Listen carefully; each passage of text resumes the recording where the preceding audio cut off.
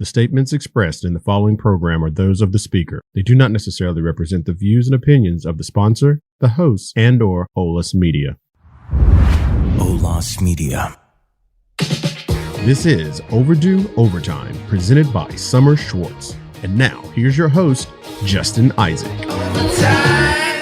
Welcome to Overdue Overtime, presented by Summer Schwartz. My name is Justin Isaac, attorney at law, and I will be taking you on a very interesting ride today where we are talking about a day in the life of someone who is suing their boss, suing their company.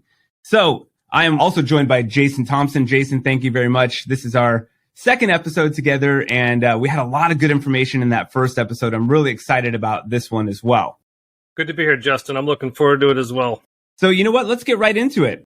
A day in the life of a plaintiff. This is something that a lot of people don't really think about.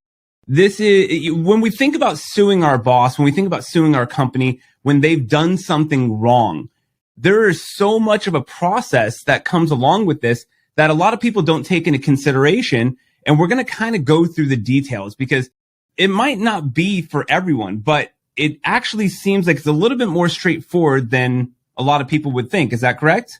It certainly is from the lawyer's standpoint. You know, the work that we do is repetitious from that perspective. It is very straightforward. We're also very familiar with the law. We're very familiar with the obligations. We're very familiar with the process. But, you know, ideally, people don't want to get in multiple lawsuits against their employer or their bosses. So for a lot of our clients, you know, this is a very unsettling experience. You're talking about a controversial dispute with one of the most important people in their lives, their employer, somebody who's responsible financially for their mortgage, their children, all of their bills. Most people live paycheck to paycheck, as we hear on the news, and it's astounding how much control and influence our employers have over us because of that space they occupy. So I believe I know the answer to this question too, but I'm sure a lot of people are wondering, are there safeguards in place? If you have someone who comes to you and is potentially going to sue their boss, they're protected, right? There's not going to be retribution. I know it's usually a private matter, but I'm sure there's a lot of people thinking like, I don't want to do that because I don't want to get fired. You know, the podcast that we're putting together, we're going to spend a whole segment on what it's like to consider suing your employer, you know, the very topic that you're talking about. And one of the considerations is the protection that comes with the Fair Labor Standards Act, several other civil rights type statutes, whistleblower statutes carry the same provision, and it's an anti-retaliation provision, which essentially says if somebody comes forward and exercises their rights under the law, the employer cannot take a retaliatory action like demotion, making their job harder, and certainly termination as a response to that. And if they do, that's a whole separate violation of the statute and gives rise to a whole second cause of action for additional damages. Yeah, that's what I think a lot of people are concerned about who just don't know the law. There are safeguards in place to protect you for things like this. If there's a violation and your employer retaliates, that could mean some big damages. And it's definitely not something that they are going to want to do if that were to be the case. So let's get right into it, I guess. Let's talk about this.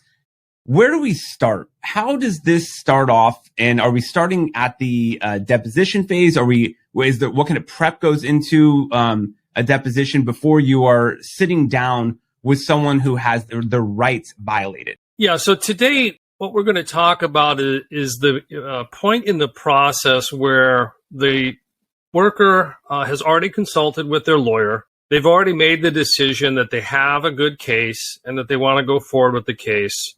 The lawsuit's already been filed, and a lot of the preliminary work has already been done. The important step that we're going to focus on today is called a deposition, and that's a process whereby the lawyer representing the employer gets basically a full day, up to 7 hours, of questions and questioning of the plaintiff. So that's what we're going to jump into today, is the point in the process where the deposition has been scheduled and the lawyer and the client start preparing for that big event. Okay, so let's start off with that. What goes into the deposition? What are the things that you're looking for? What kind of things are you trying to prep for? Are you meeting with your client, or is it just something that the attorneys are working on? How does that work?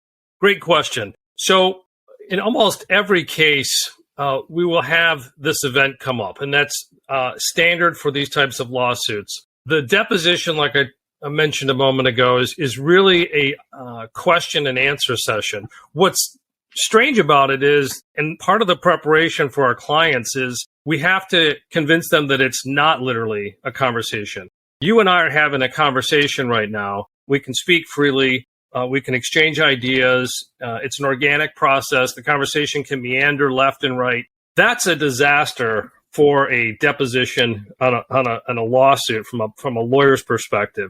So part of what we're going to be doing in the preparation with our clients is reorientating them to what's actually happening. And that is much more like being interviewed by a detective. You know, if you ever watch detective shows or police shows, the detective already knows basically all of the answers to all of the questions he's asking the suspect. And what they're really doing is determining if this suspect is a liar. And if they are a liar, they probably have something to hide. The defense lawyer does a lot of that same tactics in a deposition. They basically have your full employment file. They know every day you've worked. They know every day you've been absent. They know what your reviews are. They know your rate of pay. They know how many days you've worked overtime. Yet they'll ask all these questions of the plaintiff. For example, how many days did you work overtime? So what they're really doing is kind of trying to prod and probe and find out where there might be some confusion, some ambiguity, all in an effort to have the plaintiff appear weak, appear unorganized, appear unbelievable. Because at the end of this process, if there's not a settlement, and we're going to talk about that in a podcast, well, there's going to be a trial, and trials involve assessing credibility and believability. So again, part of the preparation is we have to explain to our clients that this is not a conversation, even though it feels like it. And you have to understand that when you're being asked questions, you have to listen very carefully. You have to answer just the question that's being asked. And so in order to be able to actually have a client do that and do that comfortably, there's probably 2 to 4 hours of preparation minimum before we go into the deposition. And we work with them on all of the key issues that we can anticipate. We practice question and answer sessions with them, and we make sure that they feel comfortable that, you know, when they go home tonight, they're going to get as good a night's sleep as they can, and the next day they're going to do fine. You know, it's interesting because this is not the type of field of law that I practice. I don't do active litigation, and so I'm learning a lot as we go. But I'm sure a lot of people who are listening are also learning, because this is not something you hear every day of how the ins and outs of actual lawsuits work. And, you know, if I think that I'm going to sue my boss, the last thing I'm going to think about is deposition prep. And you said 2 to 4 hours of deposition prep. I imagine it's really hard for some people to wrap their heads around how careful they have to be when they say something, correct? It's kind of like for the men, you know, we say, listen, imagine you came home late and your wife is looking at you with that eye, and she's about to start asking you questions. Okay, that's the feeling you want. Yeah, or when you were a little child and you came home an hour and a half late, and there was mom at the doorstep. You know, there's an old saying in litigation that mothers make the best cross-examiners in the world because they're just natural at it. That's what they do for 18 years while they raise their children, and that's a good analogy. But you know, other clients are gung-ho. You know, the motivation to come forward and actually take on your employer in a lawsuit comes from a lot of mistreatment. It's not the first card played for most people. And so they've got, you know, perhaps years of mistreatment built up, and they finally can't take it anymore, and they give us a call. So sometimes we have to assess our clients and realize that they're a little bit fired up, and maybe we need to calm them down. Other clients are just short of terrified. And sometimes those people need a whole different hand-holding kind of a process. Yeah, that definitely makes sense. Having your kind of overzealous client who really wants to get back at their employer, and then the kind of nervous. A lot of people are not great with just speaking in uncomfortable situations, so they kind of shut down, and that would make for a pretty difficult deposition, I imagine. So we need to make sure that they're staying focused, right? That they're meeting the objectives. And I don't know if we have time to talk about this, but can we talk a little bit about how it works in the deposition? Are you there? Are you asking questions of anyone else, or is it just your client being deposed? Are you able to challenge certain things? How does that work? Yeah, that's a great question. And I'm always surprised that some of my clients don't assume that I'm going to be there with them and that they're going to be all alone with some lawyer in a room answering questions. But, they do. It comes up at least once a year. So, yeah, the way the process works is the defense lawyer and myself will pick a day. We work with the client to make sure that they're available. If, for example, they're still working for the employer, the employer needs to give them the day off. If they're an ex-employee, we need to make sure that their current employer can give them the day off. So everything's scheduled in advance. That's why we have time to prepare.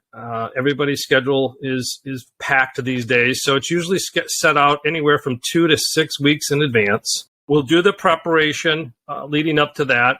And then the deposition will start with at least 3, if not 4 people in the room. There'll be the client, myself, and the defense lawyer. And then there'll be somebody called a court reporter who is actually transcribing everything that's said. Sometimes in today's day and age, we use videographers, which are essentially doing the same thing. There may be a couple additional lawyers helping out. At times, it can get a bit intimidating for the clients to be in a room with so many people, and they're the focus of the attention. They don't usually, spend that time or occupy that position. And then the questioning begins. There's generally kind of 3 areas that questioning falls into. There's personal background, employment background, all the stuff that kind of led up to the event that's at issue. The second area really has to do with the problem that we've alleged. If it's working off the clock, if it's not getting paid overtime, there'll be a whole series of questions.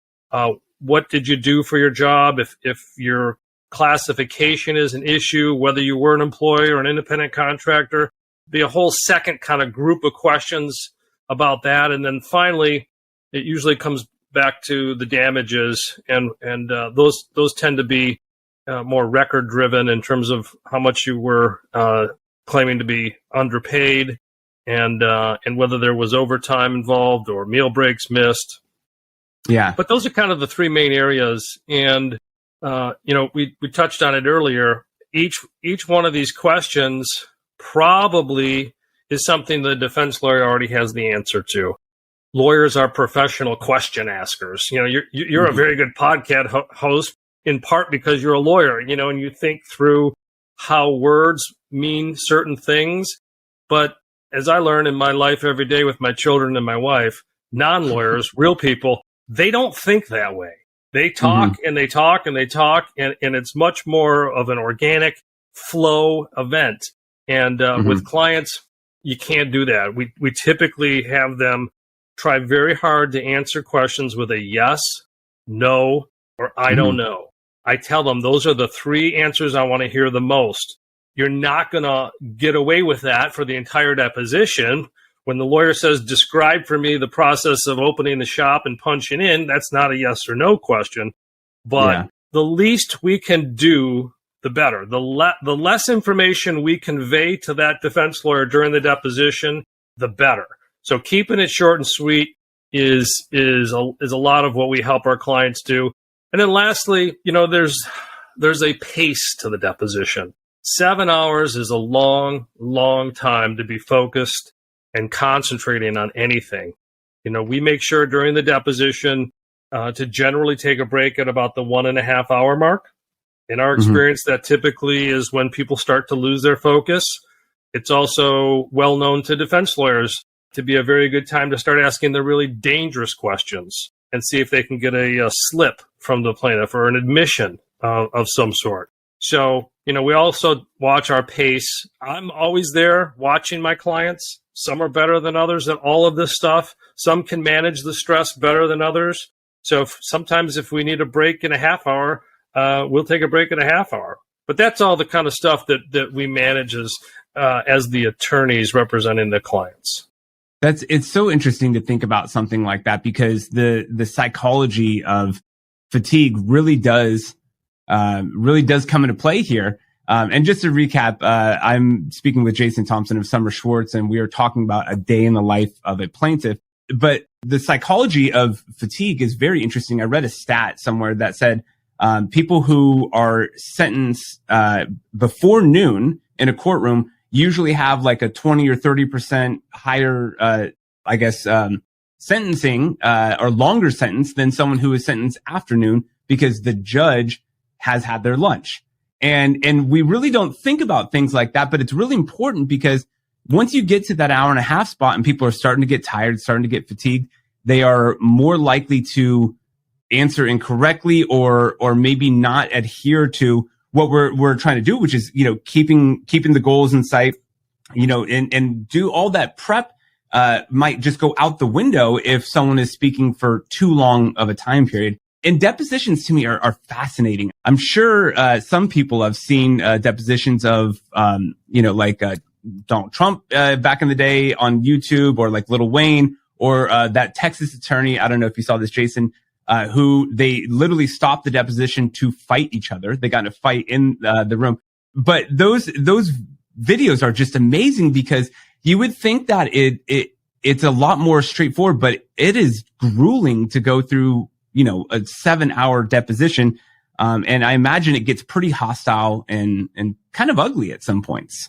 You touched on so many interesting aspects of the deposition, and it's fascinating stuff for me. It's one of the more entertaining and exciting events in the lawsuit. Obviously, I also take a lot of depositions as an attorney. I don't just defend my client's deposition. And the type of things you just touched on are real. And it's the closest thing in the lawsuit to TV lawyering. When we watch TV law shows, there's so much that is not common and not real. First of all, a case doesn't wrap up in 30 minutes or an hour, right? But the deposition of all the events is actually fairly well portrayed on what people see with the TV. There's theatrics. There's, intimidation going on. You talked about hostility.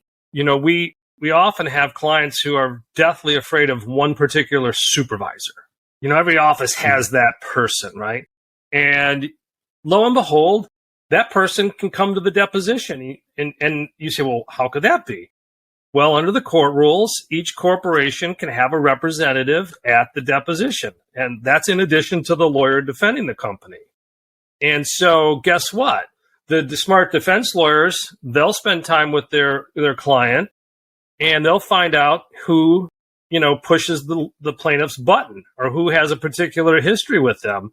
And that person, lo and behold, will be designated. So here you are, 9 a.m., you show up at the deposition, and the first thing the client gets is a big punch in the mouth, so to speak, by having to go sit across their arch enemy at work. And, so there's all kinds of games and stuff that gets played. I've seen them all. The Texas video you mentioned is hilarious. Absolutely hilarious. It is definitely something that made the rounds for years and years. And that attorney that was a part of it was very famous for it. Real quick, before we move on to the next section, I wanted to ask one quick question. If you are say you're suing your employer, suing your boss, and you have one particular person that you're alleging something against, you just mentioned a second ago that person can be the designated representative. Can the plaintiff request that person not be allowed to be the representative? What kind of rights do they have there for intimidation purposes? Yeah, that is possible, but it would be an extremely high burden of proof, and it would require a preliminary ruling from the judge. And it would require, basically an oppression or some type of an abuse of process finding by the court. I've never had that happen before. I have had discussions with defense lawyers when I knew that could be a possibility. And I've never had a defense lawyer push the envelope, so to speak. If I've requested that such and such not be at the dep, it's always been agreed to. And, frankly, while we talked about some theatrics and stuff, that is kind of Bush League. And at the end of the day, most lawyers are professionals. Most lawyers take their job and their obligation to their client serious. And if they are taking a deposition, they've got a full day planned. They've got a lot of work to get done.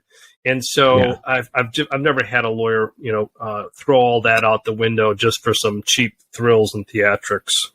Yeah, I think, as you mentioned earlier, the portrayal of how this all goes down, where you have one over-the-top great attorney who just says the right thing every single time and catches them in a lie. And then you have your kind of, jerk attorney who downloaded their diploma off of Google and doesn't know what they're doing or is intentionally being, difficult to deal with and whatnot. But, okay, so, that's depositions. That's really cleared up a lot of information.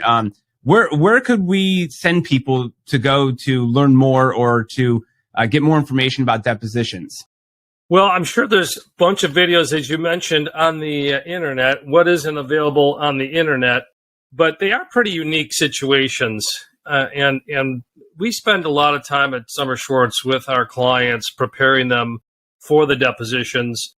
I know some lawyers at my firm have old VHS tapes going back in time that they give their clients to watch at home before their prep session. And, there is some examples of what an objection is, how to answer yes and no, how to avoid saying too much, what happens if there's a surprise. For example, you can't just walk out of the deposition because a surprise popped up. You actually have to finish it. Most lawyers are very familiar with the rule that if I ask a question, we don't take a break and you don't consult with your lawyer until you answer the question. As soon as you do, we can take a break. So, we do preparation for a reason. There's just a lot of surprises that can come up. And as they say, the antidote to all that is preparation. I would say, too, there are a fair number of common misunderstandings that we touched on already here today. But it's surprising how many people don't have a full grasp of what's actually at stake in the deposition or what their role is. So I'll give you a couple examples. Sure. Some of our clients feel like this is the trial. They feel like they've got to win this deposition. And I've always been surprised how many people feel that way. On hindsight, it makes sense. I mean, they are the focus of the attention. Feels like it's all about them. So we go through the whole process of the case, from filing the lawsuit to the deposition and then ultimately the trial, just to demonstrate to them that this is not trial. And the big message and kind of the big misunderstanding is you actually don't even need to win this. You're probably going to walk out of the deposition feeling like you lost. And a lot of our clients are very surprised when I say that. But once we go through the process and explain to them that it's not a conversation, you don't get to just say what you want. You have to wait and listen to the question being asked. Then they understand the power imbalance. The power is all on the side of the defense lawyer or the lawyer asking the questions in the deposition. It's a very lopsided and unfair situation, and it's designed to be that way. So I assure my clients, look, there'll be depositions that I'll be taking of your supervisor or your coworkers, and they also are going to feel very unfairly treated. Those are lopsided depositions in our favor. So don't feel like you've got to win this case. In fact, if you get done and you feel like you kind of got beat up, that's normal. Yeah, that makes sense too. I think that's a very interesting thing. Do you have any stories that you want to share with us about what's actually happened in a deposition? Anything, any quick stories, that something really crazy that people would want to hear? Well, after 30 years of practicing law, I've probably sat through 500 or more depositions. We could have multiple podcasts. Luckily, I haven't had myself filmed like the Texas lawyer and getting into a fight, although I have sat at a deposition where that was threatened. Really? Most of the depositions, though, really are not all that terribly entertaining. They involve professional lawyers who are doing their job. These types of cases are not criminal cases. No one got murdered. These aren't divorce cases that can involve a lot of salacious experiences. At the end of the day, we're talking about something very important, which is being paid fairly, an honest day's pay for an honest day's work. But it really does come down to a fairly straightforward questions and answers. It's nothing that I would be concerned about if I was a worker. These are cases that really turn on very concrete facts and records, and there's nothing all that salacious or scary or dramatic that happens to our clients. And so consequently, I don't have a whole lot of great cocktail stories or war stories to be able to roll out here today on the podcast. Well, everyone can find that on YouTube, I'm sure. But that's, there's definitely some good information in what we just talked about too. So I am speaking with Jason Thompson of Summer Schwartz. And we're going to put the website in, the show notes, but the website, your website, I believe is, summerspc.com. That's SOMMERSPC.com.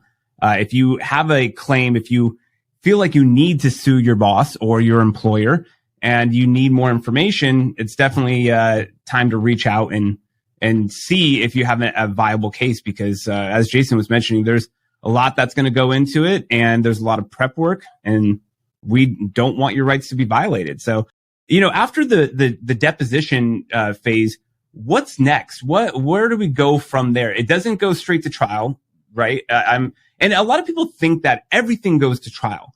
And we talked about this on the last episode, I believe, but I think the stats are about 5% of cases go to trial. Everything else is resolved before trial. So we get the deposition done. We've done all the prep work. We've sat through the 7 hours. What's the next step from there? Okay, so this podcast, we're talking about kind of the day in the life of a plaintiff. And we started off with one of the most important events for the plaintiff, which is their deposition. And the next phase would be all of the depositions that I would be taking, their coworkers and supervisors and people on the employment side. Typically, our clients do not attend those with us. So one of the nice things probably to convey is the 2 or 4 hours of prep for your deposition and your 1 day of deposition, that's about it from this point forward in terms of the client's involvement, in terms of disruption of their lives, in terms of having to relive this event. From this point forward, the lawyer, myself, and my partners are the ones doing all the work. And we're finding out information by taking depositions ourselves. We might be working with experts who go through all the data and figure out if you had this amount of time, what would happen to the ultimate payroll for the defendant. And then ultimately, where you want to get to, Justin, is mediation. That's the next point in the timeline and the next event that I think would be of interest for kind of this topic of a day in the life of the plaintiff. Yeah. So, and mediation is very, very common. A lot of people don't know exactly how it works, what it means. They just know that, Juan Soto with the Padres just went into mediation or arbitration, and is mediation and arbitration synonymous? How does that all work, and who sets up the mediation? What's the process there? Okay, so why don't we talk about a few legal terms? You mentioned trial, you just mentioned arbitration, and of course we're going to talk about mediation for purposes of today.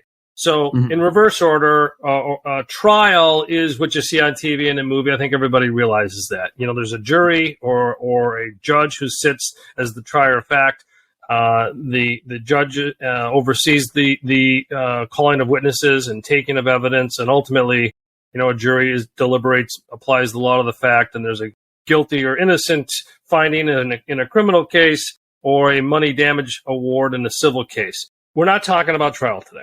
Arbitration, real quickly, is kind of a substitute for trial. Trials take a lot of time. They're extremely disruptive. They're expensive. And so arbitrations, probably 30 years ago, right when I started practicing law, started to become a common substitute for trial. There's a whole other podcast we're going to do about trial and arbitrations later, but arbitration is where you have one or three, typically, either ex-judges or lawyers, and they will decide the case. It's kind of a mini speedy trial. It can take a half a day or maybe a week. Typically, they're done in a day, though, and it's much less disruptive. Again, we're not doing arbitrations today. We're not talking about arbitrations today. So the third item, and what we are going to talk about, is mediation. And mediation is an effort to try to settle the case. It cannot be forced on anybody. It has to be voluntarily agreed to. And both sides typically discuss who will serve as the mediator. They'll discuss what claims are going to be on the table, maybe all, maybe some. And they'll set a date for the mediation and a location for the mediation. Small little change post-COVID is that a lot of mediations now take place by Zoom. So where we used to fly to distant cities, that no longer is prevalent, and a lot of these get done on Zoom. And so that's how mediation comes about. And it's so basically it's a voluntary process. We can talk about all the process involved in that today, but it's a voluntary process with a third party who tries to facilitate a settlement. Last thing I'll say in this kind of definitional section is the mediator has zero authority to decide the case, whereas an arbitrator decides the case, or an arbitration panel. So a couple of questions that come right off the bat before we get into how it all works. Is there an advantage to going to mediation from a plaintiff side, or is it a disadvantage? Well, it's advantageous to both sides. So let's talk about it from both perspectives, the plaintiff and the employer. The advantage is it can reach a settlement. Settlements are not where somebody wins and the other party loses. That's what trial is. And that's often what arbitration is. There's winners and losers. Settlements are in between. A good settlement probably is where both sides feel like they lost. You know, it's a compromise by nature. But everybody gets to go on with their lives. You know, a lawsuit is a terribly disruptive event for everybody. It's disruptive for both sides. And so one of the big advantages of mediation is it promotes settlement.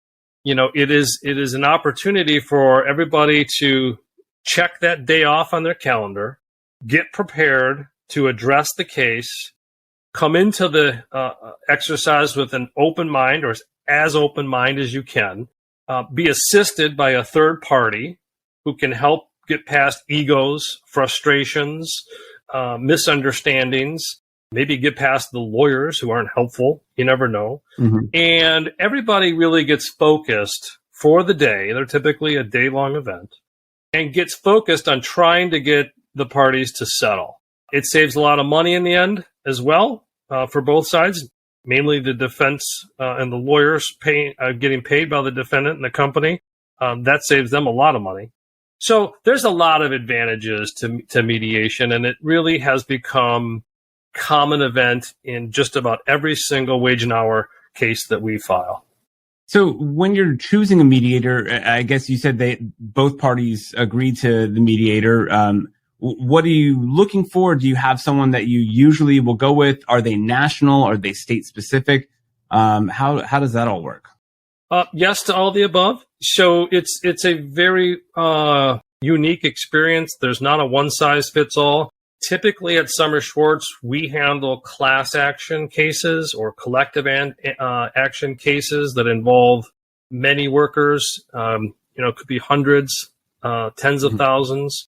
And so the defendants that we end up suing are typically nationwide, or at least involve several states worth of workers. So one of the criteria that we always insist on is that the mediator be well-versed and he or she understands what it takes to get a class certified. Because what happens is during the mediation process, Each side will argue their strong points and why they should win. And one of the jobs of the mediator is to push back. And so the mediator is not going to just listen to what I say in the mediation, but they're going to, along with my client, demonstrate how we could lose the case. And one of the big ways that we can lose the case is to not get a class certified. We could talk about that in a whole nother podcast, but essentially you've got to convince the judge that there are many, many people who essentially have the same case based on the same facts and will use the same evidence. And if you can convince the judge of that, then the judge has the option of certifying that one person's lawsuit as what's called a class action. And that class action will then be binding on everybody who fits that same definition. So if they're all assistant managers, at the Home Depot store, or they're all factory workers at a certain plant for Ford Motor Company, that's what we do. And so we always want a mediator who understands how a case gets certified and what those arguments involve, so that the defendant, doesn't get to run riot on us and try to convince them that we're never going to get past that threshold. So that's one of the main criteria. The last criteria is again, kind of subjective, but you want to have somebody who's got a good understanding of human nature. They're not calling balls or strikes. They have no authority to decide the case. They really have to deal with psychology. They have to be able to read a room. They have to be able to understand the pace of the day. And they're trying to cajole everybody into taking a step forward. If I get this, will you take a step forward? And then they go to the other room. We're in separate rooms, by the way, during this whole process. You're not in one courtroom together. Yeah, you're always in separate rooms, and the mediator does what's called shuttle diplomacy, or they go back and forth between the rooms. And so you want somebody who, has either a lot of experience dealing with people or has a proven success rate in getting settlements. Sometimes those are ex-judges. Sometimes they're just ex-lawyers that were successful in their practice and are now much more interested in working out settlements and are very good at working with people. There's two different rooms, but there are endless numbers of personalities that can fill those rooms. Yeah, and that makes sense, actually. I never thought about that because, I think of the movie Wedding Crashers, and Vince Vaughn and Owen Wilson are mediators, I guess, between two couples or a couple who's getting divorced, and they're arguing in person, and it's highly emotional. But being in separate rooms, it makes a lot of sense. I guess you get your steps in too, which is great. But I never really thought of it that way. And it does make more sense for everyone to be separate. But I imagine that there's going to be times where, you spend time with this person, then you take their kind of request demands, go to the other person and see if you can meet in the middle on like each individual issue. So that makes a lot of sense when you really think about how it all works out. But just to recap too, we're doing a day in the life of a plaintiff. We're covering a lot today. You can reach out to Summer Schwartz directly, summerspc.com, SOMMERSPC.com. That's going to be in the show notes. And I'm joined by Jason Thompson. Once again, my name is Justin Isaac, and we are in the middle of talking about mediation and how that is different, how that is probably a very desirable thing to get to, because what would you say, percentage-wise, how many mediations lead to actual settlements? Oh, the vast majority. Again, if you've selected your case properly, which we like to think we do, if you've properly worked up the case, meaning you've completed all the depositions that we talked about earlier, and you've exchanged all the documents, and you've consulted with your experts, your economists, and you have a good understanding of what a trial would look like. And thirdly, you've selected a mediator who is skilled and he or she's experienced in all of the right areas. The table's kind of set, Justin, for success. It takes a dance partner, right? So, on the plaintiff side, you can't walk in and expect you're going to get 99% of your damages or 95%. A case has defenses, and there's always a chance you can lose. On the other hand, as an employer, they can't walk in expecting to pay $1 or $10. They have to understand and be open to the concept that they could lose.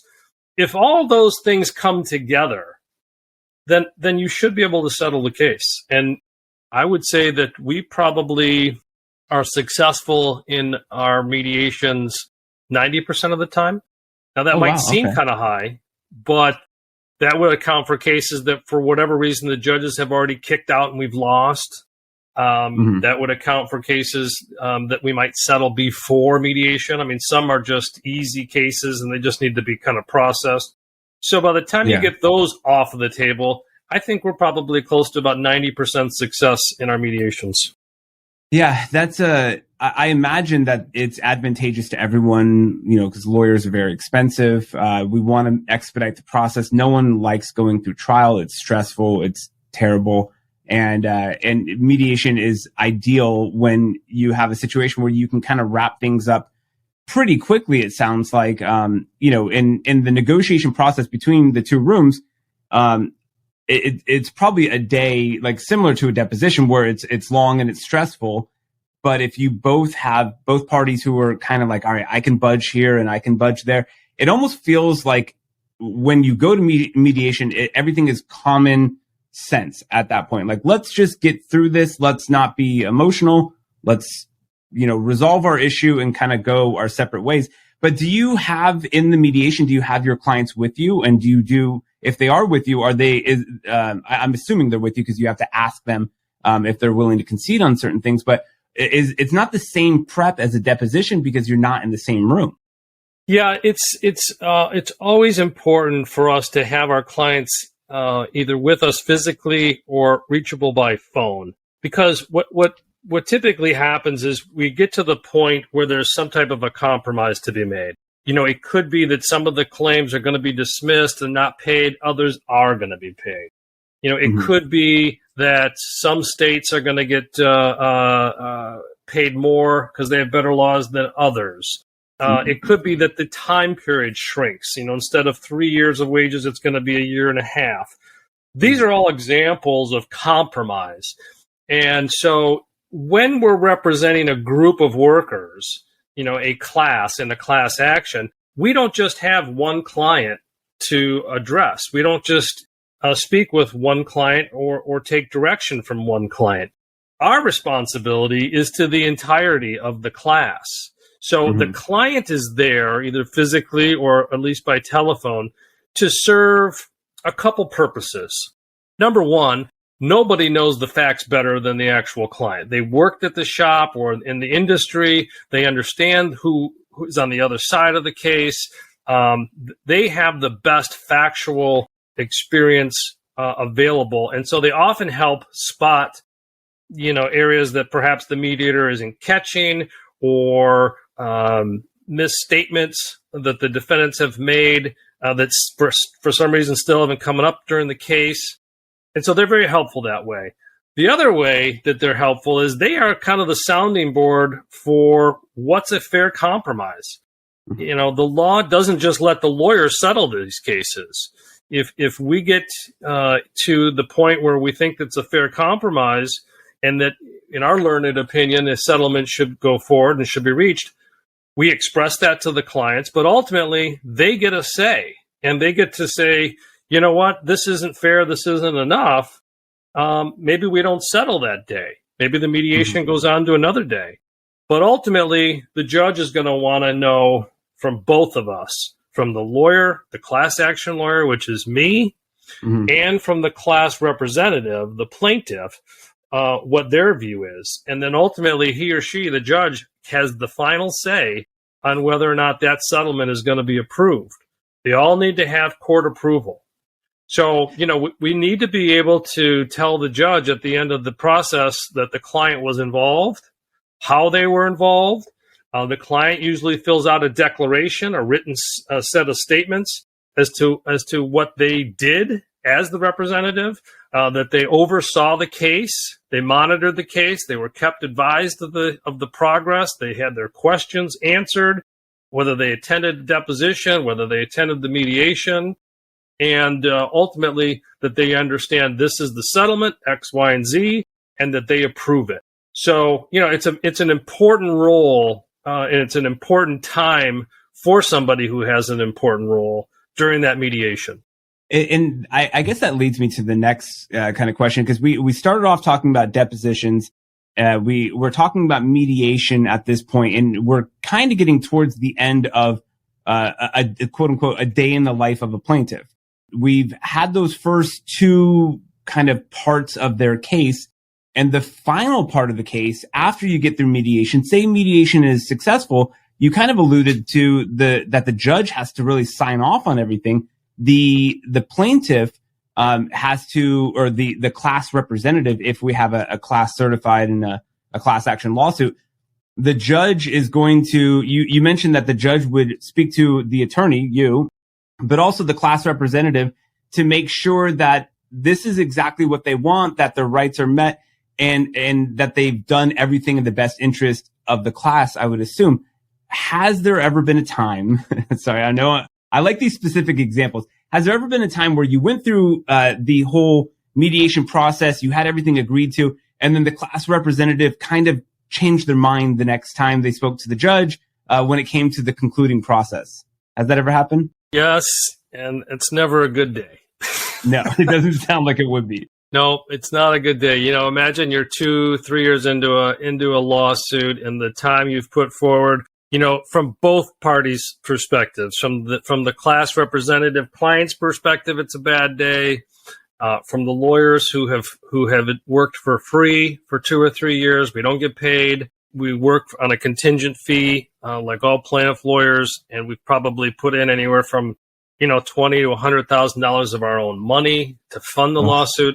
It's not a good day, but that's the system, and it's much like many things in our government in America. It's a checks and balance kind of system. So what ends up happening is if we walk out of the mediation, there's a couple ways that can end. Either there's no deal and everybody goes back to litigation and maybe has a second mediation at some point. There's an individual settlement for just the class representative, or there's a group settlement, either a collective or a class settlement. So let's assume, for purposes of your question, that we end the day at the mediation with one of those group settlements where it's going to include a lot of people, either as what's called a Rule 23 class action or a 216B collective action. And we can talk about the slight but important differences between those two. So we go home, and sometimes there's buyer's remorse.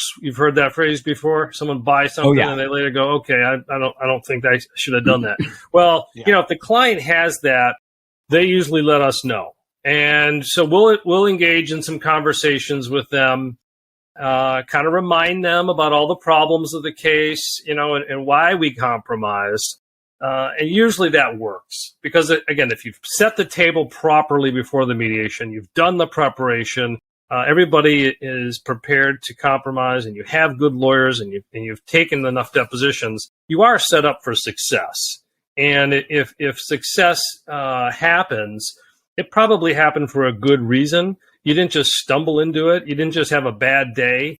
So sometimes we just have to remind the class rep or the client, look, this is what we did. Remember at noon this happened, and then remember at 3:00 this happened, and what we did, and they usually, come back to that place in their mind where they were when the settlement took place, but not always, right? So in some instances they don't agree. So what happens under the federal law is the group settlement, if you will, requires each person to opt in.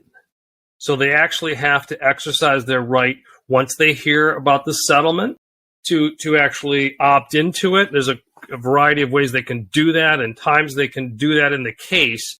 But at the end of the day, they essentially have to exercise and voice their right to join the settlement. The Rule 23 class actions come under state law, and they're exactly the opposite. Mm-hmm. So under Rule 23, if you don't do anything, you're automatically into the case and into any settlement. You're included.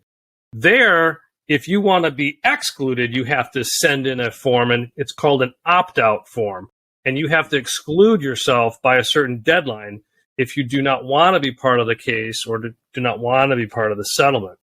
So in your instance, if we had a mediation that resulted in a settlement, and it was a Rule 23 class action type settlement under state law, then notice would go out to everybody, and everybody would have their chance to opt out or be bound by it. So if the class representative decides it's not a good settlement, we have to decide, are we going to go forward and recommend it to the judge despite the class representative's objection, and be able to say to the judge, look, we have a disagreement. Our obligation is to the larger group. Here's the 10 or 15 reasons why we believe it is a good settlement. The class representative now disagrees, and here they are, and they can say their piece. And ultimately, the judge, again, has the ultimate authority to decide whether to accept that settlement or not. And they can accept it even over the objection of the class representative, and it can go forward. Now, we may have to get a substitute class rep at some point to, kind of dot the I's and cross the T's, but they can accept it. At the same time, maybe the judge sides with the class representative and says, I don't like this settlement. You have not explained to me why it only goes back 1 year instead of 2 years. What's the answer to that? They may have a lot of questions. You haven't explained to me, Mr. Thompson, why it only includes part of the boot up process for the computers, but not the checking of the email at a later date and time. I don't understand. And they ultimately believe that we have not settled what's called a fair and reasonable settlement, then they'll deny it. Interesting. And that brings up a lot. I know that there's a lot of details that comes in the finishing of this case, and a lot of people probably wouldn't think about this. When you're in the day in the life of a plaintiff, you're kind of setting the table for everything what to expect. As far as say that the settlement is successful, right? And now we have a $10 million judgment or something like that for all this huge class. How do the payments work? Does the person who was the class representative, do they get a little bit more? What's that process usually like? And how long does it take? As part of the settlement, it's called a motion. That's where you submit the settlement in writing and you request the judge to decide if it's fair and reasonable. You have to also explain to the judge how the settlement monies are going to be distributed. It may be that they're distributed based on how many work weeks a person has. So if Justin has 30 work weeks during the class period and Jason has 10, you should be getting probably 3 times as much money as I am, right? So if it's based on a work week, sometimes it's broken down in more detail. Sometimes there's some amount of money for hours worked under 40, whereas there might be additional funds if you worked over 40 to account for overtime. There may be different aspects of the job, and we may decide that some aspects are really bad cases, but we're going to get those people some money, whereas other aspects of the job were really, really good, strong cases, and those people should get the bulk of the settlement dollars. So that whole process is part of the mediation we talked about. It's part of the settlement agreement. It's not just everybody gets $50. They're a lot more complicated than that. But we have to explain that to the judge as part of that approval process. And then what typically happens is the defendant will write a check. That check will go to pay for all of the funding available to the workers. It will pay for the attorney's fees because we haven't been paid along the way. And it'll pay for any of the court-approved costs that have been expended. So once that's done, we typically hire a third party called a claims administrator. These are companies that do settlements and run these settlements and administer the settlements all the time. It's their full-time job. And they'll get a copy of the settlement agreement. They'll meet with the lawyers on the telephone or in person to go through those criteria that we just talked about so that they understand how many people fit in group 1, group 2, group 3. There may even be a claim form, some type of a question and answer form that goes out to every class member that they have to sign and maybe provide some information. Did you ever have to boot up your computer prior to your shift? Yes or no? Those claim forms will then come back, and the settlement administrator will read them and decide what group you fall into. There could be some discussion about that. But at the end of the day, when that process is done, then the money that's available for the settlement will be allocated to each person based on their claim form or based on their criteria. And essentially checks then go out to all of the workers based on that. So your question was, would the named plaintiff perhaps get some additional funds? Yeah. So typically that does happen, but it is completely discretionary to the judge. There is no flat out right to demand additional payment for the plaintiff. But most judges in class actions today in America do make an additional award amount for the named plaintiff as a reflection of two things. One, having the courage to step forward and sign their name to the lawsuit. Mm-hmm. That's a courageous thing to do. You face perhaps blackballing at work or being shunned at the community events.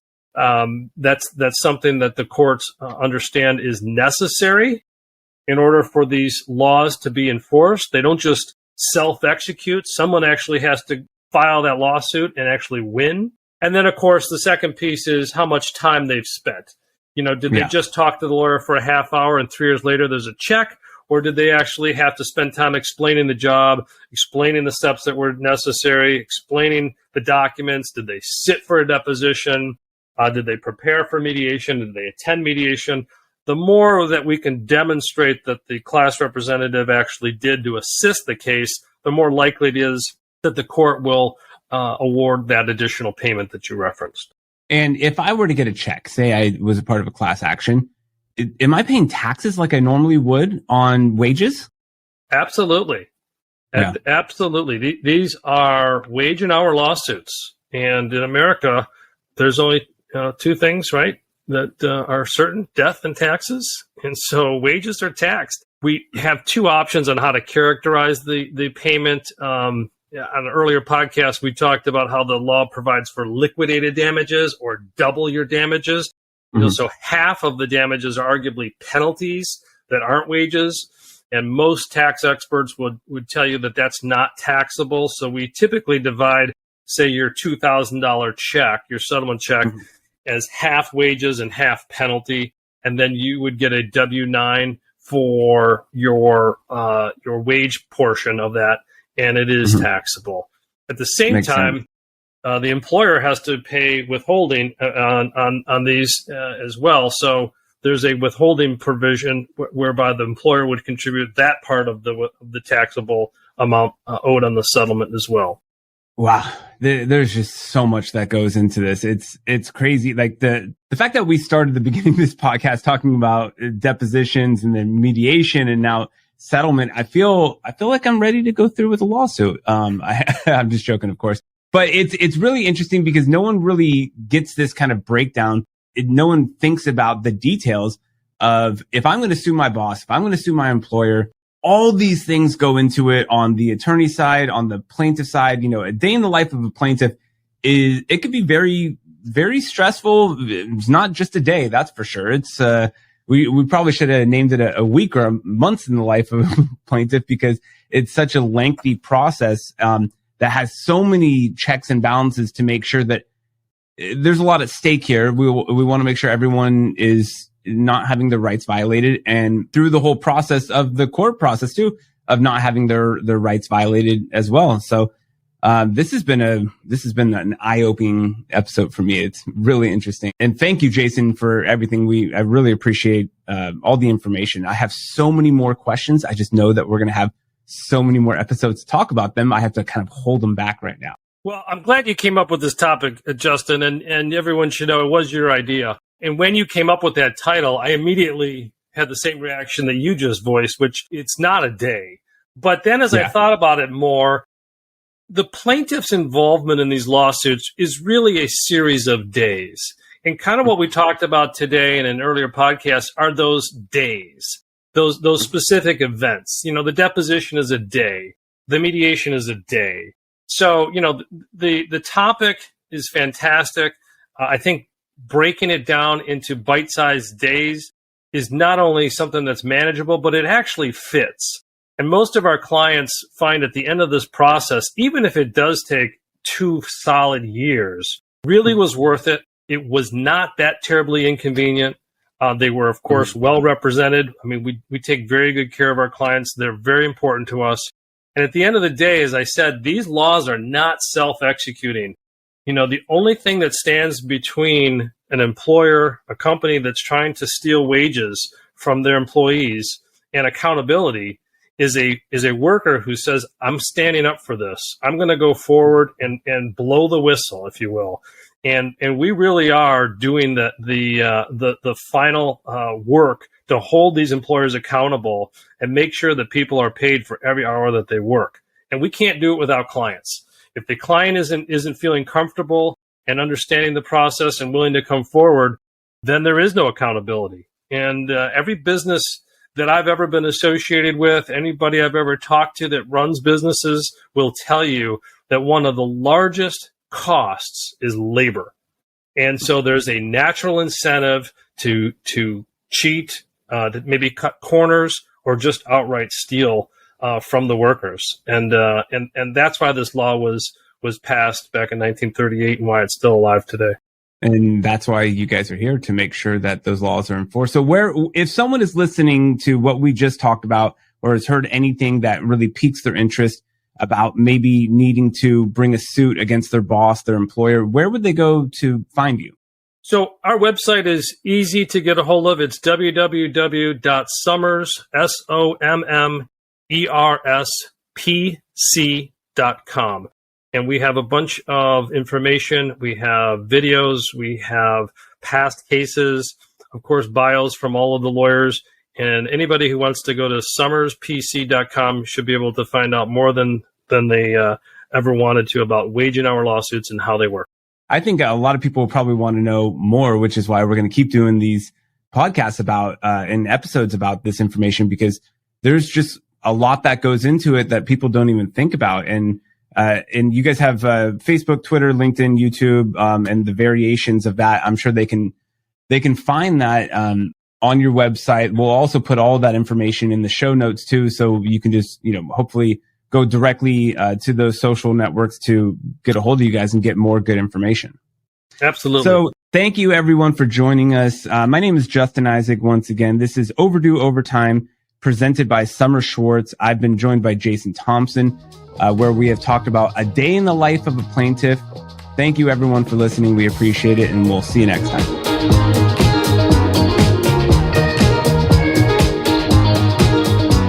If you have comments, questions, and show ideas, visit sommerspc.com.